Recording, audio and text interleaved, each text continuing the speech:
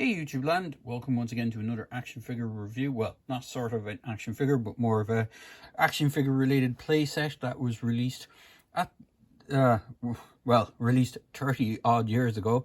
Well, 30 years ago, because this is the apparently 30th anniversary for Star Trek The Next Generation. And this is the shuttlecraft vehicle that they released. Now, as far as I know, I think they didn't release too many playsets. The original Next Generation playsets, which were released by Playmates Toys, which is again the same company that are doing the reissue figures or the new figures for this year of 2022, released 3 kind of big sets. Most of the actual Enterprise vehicles, like the actual starships, were all a different scale. So these are the only ones that were in scale to each other. In fact, do I still have one of them knocking around? I know I have I have an Enterprise D, and I think I still have the Voyager Playmates ship somewhere. So if I can dig those out, I will do a retro review for these.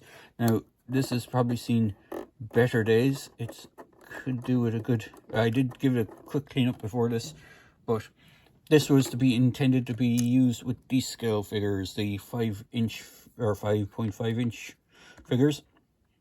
Actually, sorry, they're 5-inch figures, not 5.5. So the other play sets that they did release for this line was they did a transporter set, which was kind of different to how it looked on the series. It had a transporter capability. I think it was like it had probably something that rotated around and made the character look like they disappeared. I never had that. And then the one I did want to get but I never got was the bridge playset. So they had a big, I'd say it was a fairly massive playset considering the size of the figures, a big massive bridge playset which was open at the top and the walls were all enclosed. You could actually have all the areas for the figures to sit in, which is pretty cool. So this is the shuttlecraft.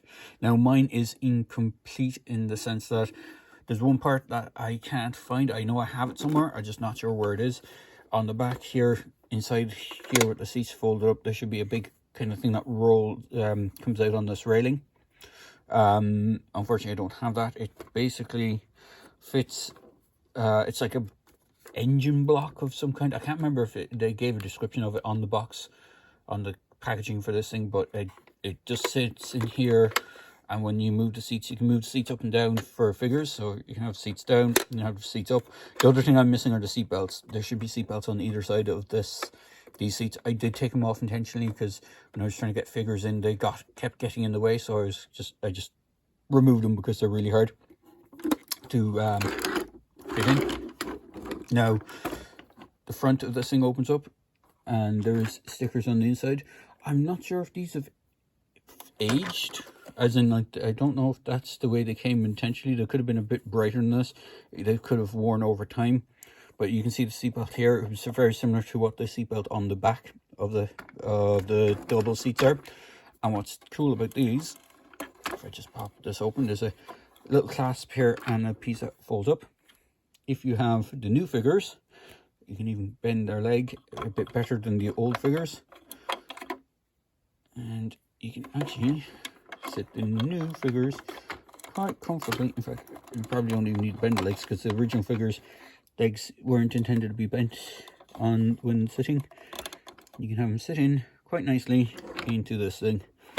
You can close the lid. Now you can't really see inside too well. Even if I was to bring a light source, do I have a light source knocking around without using my phone? Unfortunately, I don't. I've moved all the light sources away. If you're probably shining a light from here, you'll probably be able to see it. Maybe if I open the back, see if I can get the light to shine in. Probably not going to work. Yeah, even with the light source that I have, probably wouldn't see the figure too well.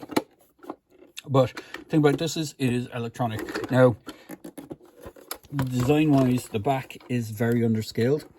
You can seat figures in there easily enough, but you can't have them stand. So this thing should probably be a little bit bigger, but because of the price-wise, it probably would have been really expensive to do it bigger than this. Now, the other thing that's a minor gripe with me with this is this big chunk here. This is where the batteries go in. It takes 3 AAA batteries. It does have lights and sounds.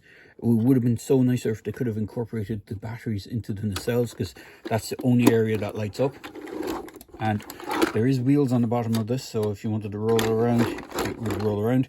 So there is 2 sounds and lights. So you have and that's supposed to be a warp sound, and then impulse engine sounds, as far as I'm aware. I can't remember if these things had phasers on them. I would imagine some of the shuttles had phasers. I know the runabout had phasers on it, so these could be phaser sounds, but I don't think they're phaser sounds. I think I'm not entirely sure what sounds they are, but they're not too bad. So if I just take Data back out of his little seated area and show him together with the scale. So let me just close down the lid. So I do have my tape measure. So from nose to back is about 11 inches. And then the height is just around 5.5 inches from the highest point, which is the back of the shuttle bay itself, or the shuttle compartment. So the figures do stand quite nice together with it. As I said, I think they should have been this should have been a little bit bigger. I know you could get another thing that was like a CD holder, you know, CDs, those things that people used to collect. There was a DVD holder, and it was based on this shuttle design as well, and I think it might have been a little bit bigger, so it would fit a little bit nicer with the scale of the figures. But you can see that these do scale up quite nicely. As I said, the only problem is when you open up the back, you can't have them seated inside or anything, or you can have them seated inside, you can't have them standing up inside. Even with his legs crouched, he still looks out of scale. Like, you can get them to seat inside. If I just get him in here, bear with me a moment. Now he might flop all over the place, but you can see he does sit inside. He just has that big battery block in his face. So like, if you have other characters in there, you can put them in there. The back door goes open. Detailing wise is pretty nice on this thing. And just as a side note, just to show what I mean about these characters being the same scale. So if you watch my previous review for Data, as he's the only figure I have in this line, this is his what do they call it again? A diagnostic unit. So he comes with that. Here is, unfortunately it's broken, but here's the diagnostic unit of my original Data. You can see it's in this kind of big reddish orange color, and you can see the molding is exactly the same, right down to those weird little handle things. Now, I was wrong about the articulation on the original figures. They did have elbow joints, but because of the way the hands were, they didn't have any wrist swivels. So the hands, when you move the elbow, were in, so like the hands were like locked in that position, and the elbow joint was there. And if you wanted the hand to be static, it would be like that. You have to turn it so the elbow only went that way, and the hand was still in kind of motion here. And then there was a joint up here. And on Data, as far as I know, he only had swivels, so his arms would only go that way and not out to the side like that. So you actually have a good lot of range of extra motion or movement. And they did have knee joints. I think I said in the review they didn't have knee joints. Some of them did, some of them don't. It was kind of a mishmash of joints on these characters. So some characters had a lot of joints, some didn't, and then they kind of mix and match which characters had certain joints and stuff. So they were a bit all over the place in that sort of respect. But overall, this is a quite a cool shuttlecraft.